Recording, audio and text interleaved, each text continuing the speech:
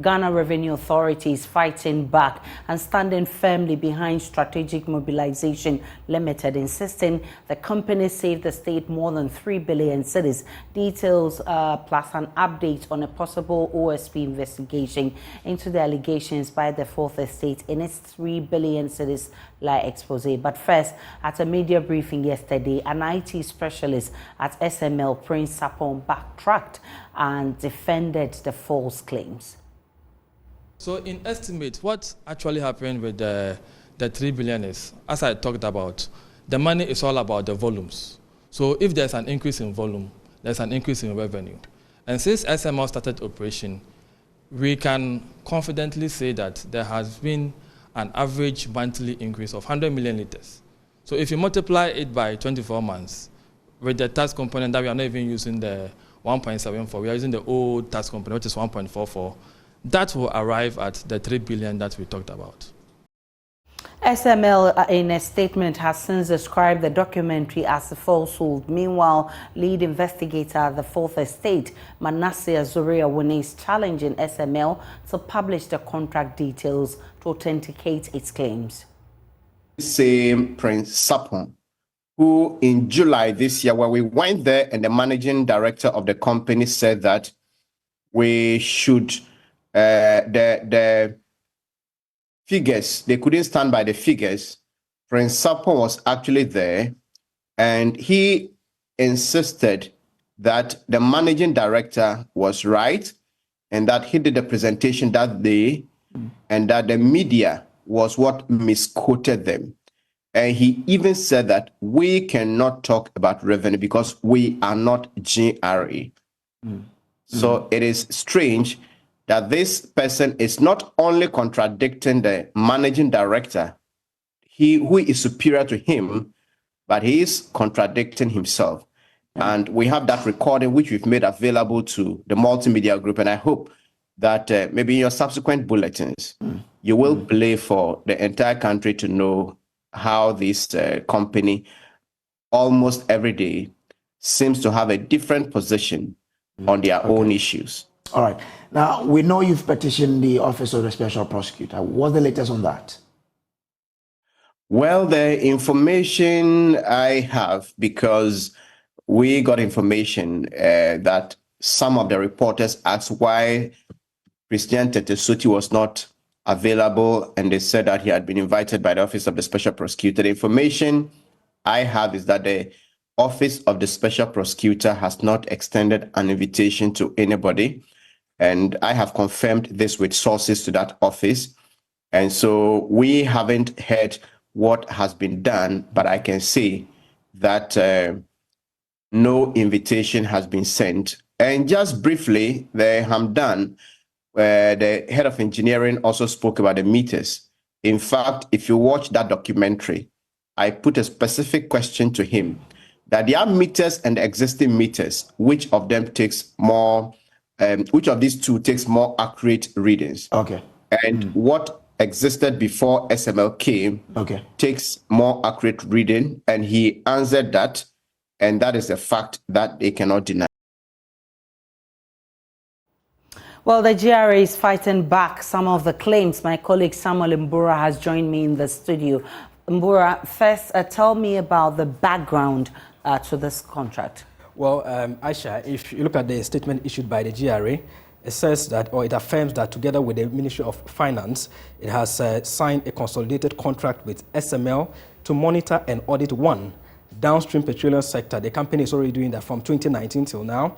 Upstream petroleum production from 2023 is supposed to take effect this year, and minerals and metals resources value chain for 2023. According to the GRA, the new and consolidated contract, which is a term of 5 years and not 10 years, as been alleged by the publication, was agreed upon based on the performance of SML in the monitoring of the downstream petroleum sector and the provision of instant reconciliation of real-time data in the sector. And what's the claim by the Fourth Estate?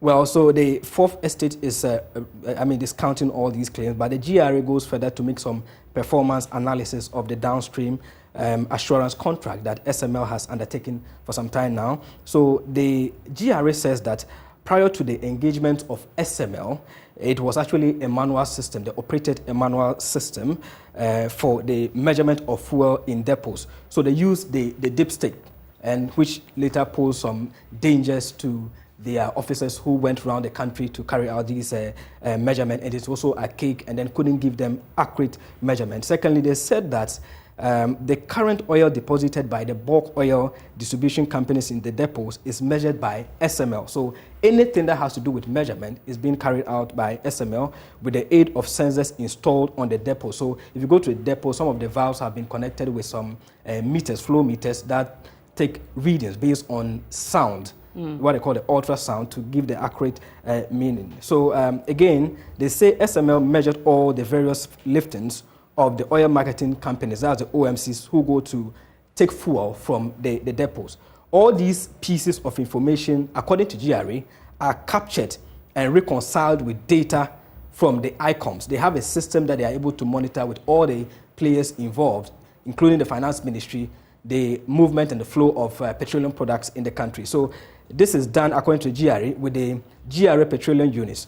If there are discrepancies, customs, according to GRA, inform the OMCs and enter a post-entry to correct the differences with SML, depending on the data that they provide.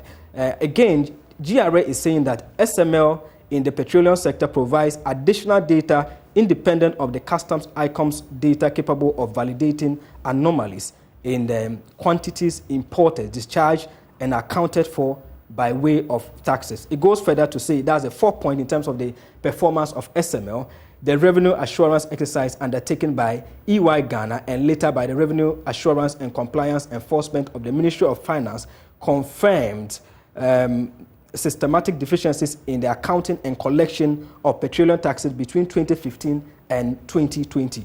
According to GRA, the mode of transmission of data from various sources and systems was fraught with inconsistencies, resulting in loss of revenue. Extensive reconciliation had to be done on the various platforms and institutions within the petroleum downstream value chain to collect revenue that would have otherwise been lost. Now, point 5 talks about the corroboration of SML and GRA in terms of the revenue that they accrue annually per their monitoring for the GRA. So it says that the work of SML over the period has led to a significant increase in the figures reported in the downstream petroleum sector from an average of 350 million litres per month in 2018 and 2019 to 450 million litres per month from 2020 to 2021.